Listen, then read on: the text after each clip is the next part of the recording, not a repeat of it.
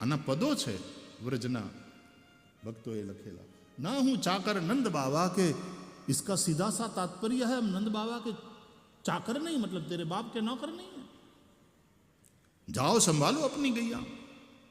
और ये पुष्टि प्रेम है. मर्यादा भक्ति होत तो भगवान आज्ञा करे એટલે ધન્ય ધન્ય કે આજ અમને સેવા મળી, ધન ભાગ સેવા કા અવસર પાયા, એમ કરીને માણસ એ આજ્ઞાનું પાલન કરવામાં લાગી જાય. એ મર્યાદા ભક્તિ. પણ આ તો પુષ્ટિ ભક્તિ છે ને, અને એમાં સખ્ય ભાવ. ભક્તિમાં બાય ધી વે 5 પ્રકારના ભાવ હોય છે: વાત્સલ્ય, સખ્ય, શૃંગાર, શાંત અને દાસ્ય. આ 5 પ્રકારના ભાવ ભક્તિમાં માન્ય છે. એટલે શૃંગારમાં, હવે વાત્સલ્યમાં તો ભગવાનને નાનો સમજવાનો છે. નંદ યશોદાને માટે કનૈયો તો દીકરો છે, એની માથે હાથ મૂકવાનો હોય, માટી ખાય તો એની સામે આંખ્યું દેખાડવાની હોય. આમ એક ધોલ દઈશ ને હમણાં એમ કહીને માં જશોદા ખીજાય અને ભય સંભ્રાંત બની જાય કૃષ્ણ. આ વાત્સલ્ય ભાવ. અને સખ્ય ભાવમાં સમાનતા હોય, એમાં સમાન. એ હાથ જોડે એમ નહીં, એના ગળામાં હાથ નાખે અને હાલ આપણે બે ભેરું, આપણે ભાઈબંધ. એક આસન ઉપર બેસે, એકબીજાને સતાવે, એકબીજાને તુકારે બોલાવે. એ સખ્ય ભાવ. અને સખ્ય ભાવમાં કઈ વિનંતી ન હોય, હુકમ હોય. એ મહેશ, હું કહું 5:30 વાગે આવ્યો તો આપણે મળીએ. અરે કે મારે થોડું કામ. કાંઈ નહીં, આવી જા મૂંગો મૂંગો, આપણે મળવાનું છે. ભલે લે આવું. આ સખ્ય, આ ફ્રેન્ડશીપ. ત્રીજો એ મધુર ભાવ. એ મધુર ભાવમાં પ્રિયા પ્રીતમનો ભાવ હોય છે. એ પ્રિયા પ્રીતમમાં પણ ગમે એટલો માણસ મહાન હોય, ગમે એટલો ઊંચા આસને હોય, પણ એકાંતમાં જ્યારે પોતાની પ્રિયા પ્રિયતમા પત્ની સાથે હોય ત્યારે સમાન. ઓલી એકાંતમાં ક્યારેક ગગલાવે ખરી. હાજી, એ તો દુનિયાની સામે તો સાહેબે રહેવાનું હોય, પણ એકાંતમાં ઘરવાળા ક્યારેક. અને ત્યારે જો સાહેબ પોતાનો મહિમા એમને એમ જાળવી રાખે કે you can not behave with me like this, behave yourself. I am chief minister, I am president, behave yourself, એવું કહેતો તો એકાંતમાં તો પત્ની એમ કહી દે, જાઓ જાઓ, હવે એ પ્રેસિડેન્ટ તો ન્યા, અહીંયા તો મારા પતિ છો.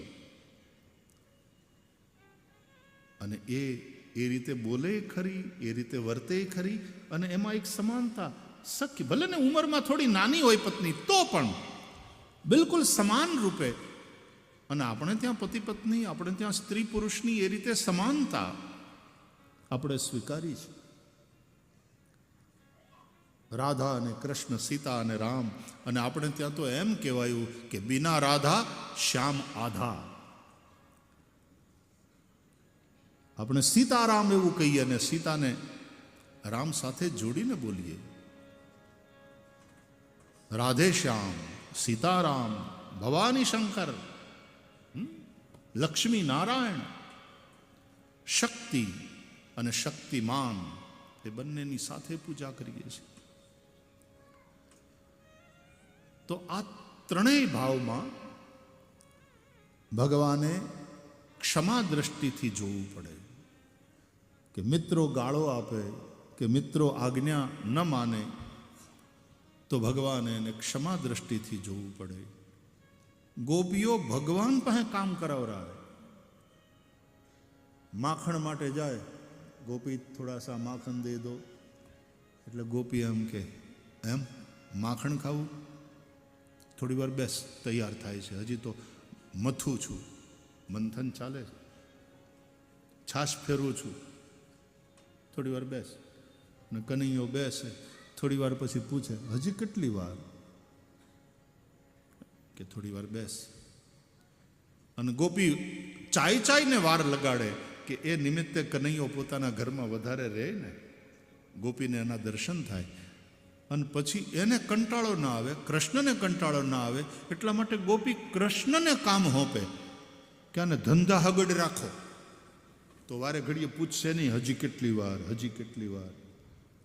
એટલે ગોપી એમ કે કનૈયા ઓલો પાટલો લાવતો, ભગવાનની પાસે કામ કરાવરા. આ પ્રેમ છે. અને એટલા માટે ભગવાને વિચાર કર્યો કે આ બધાને મારે ક્ષમા દ્રષ્ટિથી જોવા જોઈએ. શાંત ભાવથી ભજનારા સાધકો તો એમાં કોઈ બીજો સવાલ જ નથી આવતો, એ ખાલી ધ્યાન કરે. અને દાસ્ય ભાવથી જે ભજતા હોય એ તો ભગવાનની આજ્ઞા માટે ખૂબ મર્યાદા સાથે હંમેશા તૈયાર આજ્ઞા પાલન માટે. પણ આ વાત્સલ્ય ભાવવાળા, સખ્ય ભાવવાળા, શૃંગાર ભાવવાળા એ જે રીતે ભગવાન સાથે વર્તન કરે, અને એમાં ક્યારેક આવું થાય તો ભગવાને વિચાર કર્યો મારે એને ક્ષમા દ્રષ્ટિથી જોવા પડે. તો બ્રહ્મની અંદર તો કોઈ ગુણ છે નહીં, એ બ્રહ્મ પછી પરમાત્મા ઈશ્વર, ઈશ્વર એટલે બ્રહ્મા વિષ્ણુ મહેશ. બ્રહ્મ આ ત્રણ રૂપે પ્રગટ થાય છે, બ્રહ્મા, વિષ્ણુ અને મહેશ. રજોગુણના અધિષ્ઠાતા બ્રહ્મા, સત્વગુણના અધિષ્ઠાતા વિષ્ણુ અને તમોગુણના અધિષ્ઠાતા મહેશ. એ પ્રકૃતિના ત્રણેય ગુણો અથવા તો માયાના ત્રણેય ગુણો. માયા ત્રિગુણમયી છે. દૈવી યેષા ગુણમયી મમ માયા દુરત્યયા. એટલે એ માયાના ગુણોનો જ્યારે એ બ્રહ્મ સ્વીકાર કરે ત્યારે એ માયા વિશિષ્ટ ચૈતન્યને ઈશ્વર કહેવાય છે. એટલે કે બ્રહ્મા, વિષ્ણુ, મહેશ. અને એ પાછો જ્યારે અવતરે, અભિવ્યક્ત થાય, પ્રગટ થાય, ત્યારે એને કહેવાય ભગવાન.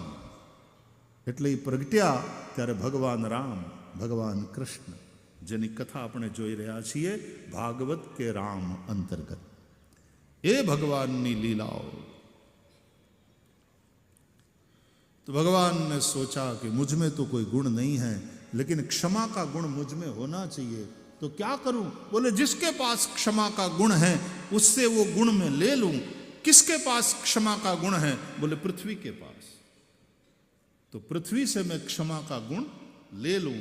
इसलिए भगवान ने पृथ्वी से माटी उठाई और अपने मुंह में डाल ली, माटी खाई. पृथ्वीना क्षमाना એ ગુણને ભગવાન સ્વીકારે છે કે મારે આ બધાને ક્ષમા દ્રષ્ટિથી જોવા જોઈએ.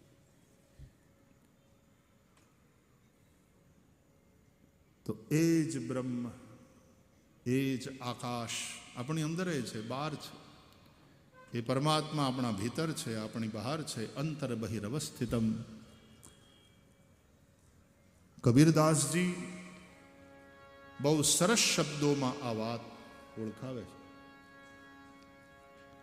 કે કબીરા કુઆં એક હૈ, કબીરા કુઆં એક હૈ, ઓ પનિહારી અનેક, બર્તન સબ ન્યારે ભય, बर्तन सब न्यारे भय, लेकिन पानी सब में एक. कबीरा कुआं एक है, पनिहारी अनेक, बर्तन सब न्यारे भय, पानी सब में एक.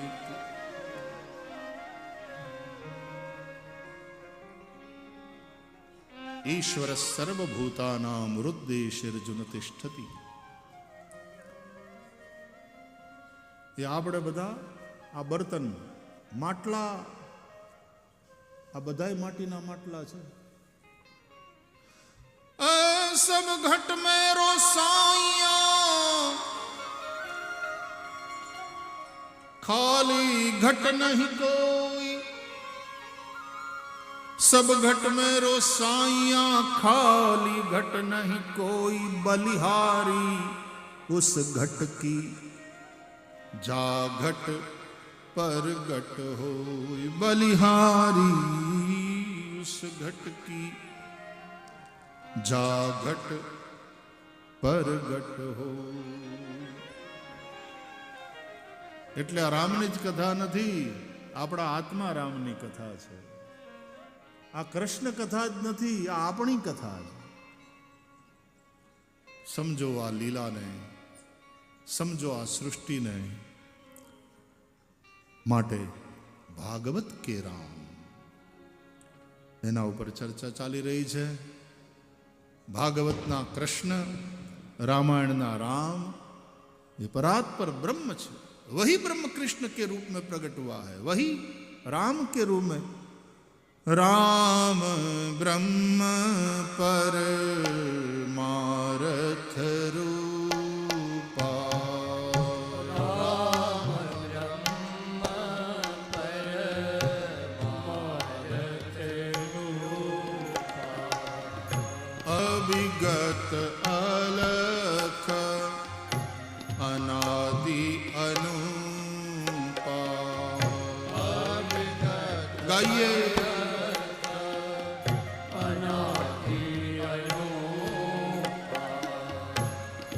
सकल विकार रहित गत भेदा,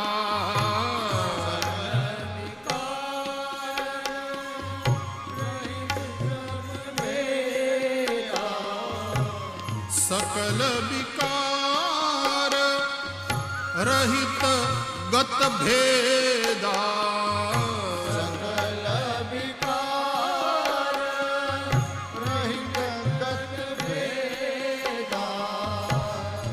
कही नित नेति निरूपहि वेदा,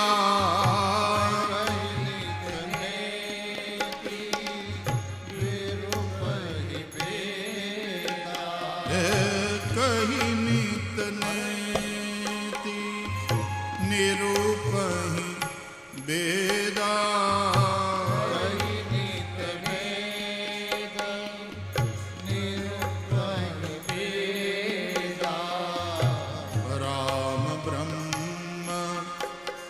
परमारथ रूपा। राम ब्रह्म परमार्थ रूपा, परमारथ रूपा, परमारथ रूपा, परमारथ रूपा।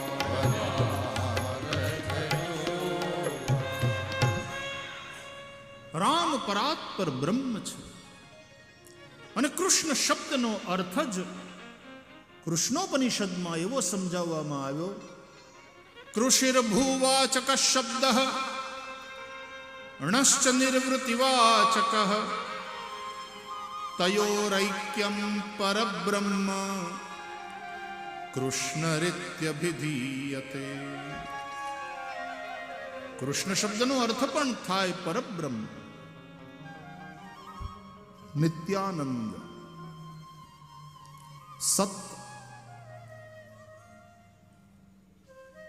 કૃષિર્ભૂવાચક શબ્દ એનો ભાવ કર્યો સત, અણશ્ચ નિવૃત્તિવાચક એનો અર્થ કર્યો આનંદ।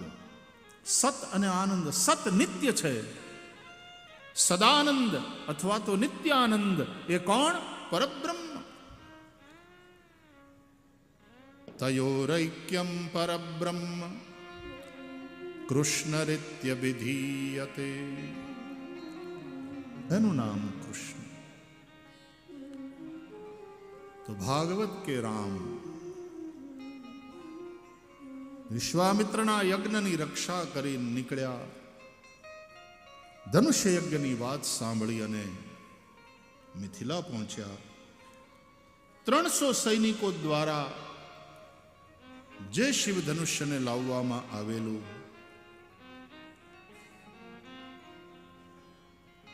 અને રાજા જનકની પ્રતિજ્ઞા અનુસાર જે શિવ ધનુષ્યને ઉઠાવશે અને રાજ સમાજ આજ જોઈ તોરા એનો ભંગ કરશે અને ત્રિભુવન જય સમેત બૈદેહી બિનહી વિચાર બરઈ હઠિતેહી એને વૈદેહી વર્ષે ત્રિલોકમાં એનો વિજય થશે. માટે રાજાઓ ઉઠો, अपनी अपनी शक्ति आजमाओ. जनक के दूतों ने जनक जी की प्रतिज्ञा की घोषणा की. एक પછી એક રાજાઓ ઉઠવા લાગ્યા, શિવ ધનુષ્યને તોડવા માટે પ્રયાસ કરે. તમકી ધરહી ધનુ મૂઢ નૃપ ઉઠઈ ન ચલઈ લજાય મન હી પાઈ ભટ બાહુબલ અધિક અધિક ગરુઆઈ. ગરુઆઈ એટલે ત્યાંનો આપણે ગરુઆઈ, આમ તો એ મિથિલા બાજુનો શબ્દ છે. અધિક અધિક ગરુઆઈ, એ ગરુઆઈમાંથી જ આપણે ત્યાં આમ નજીકનો શબ્દ હોય તો ગરવાઈ. ગરવાઈ, ગર્વ, ગરવાઈ. ગુરુનો એક અર્થ થાય ભારી, વજનદાર. અભિમાની રાજાઓ તમકી ધરહી ધનુ મૂઢ નૃપ. આ રાજાઓ કેવા? મૂઢ,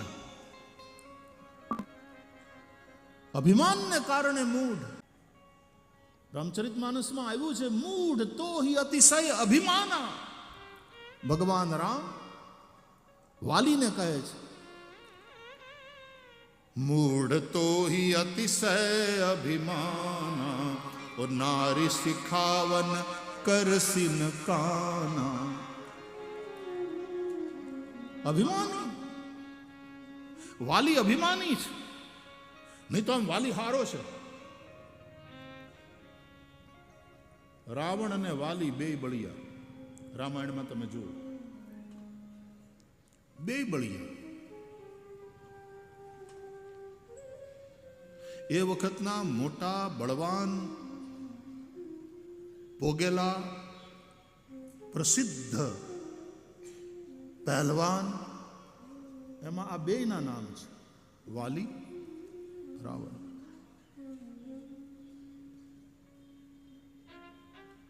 વાલી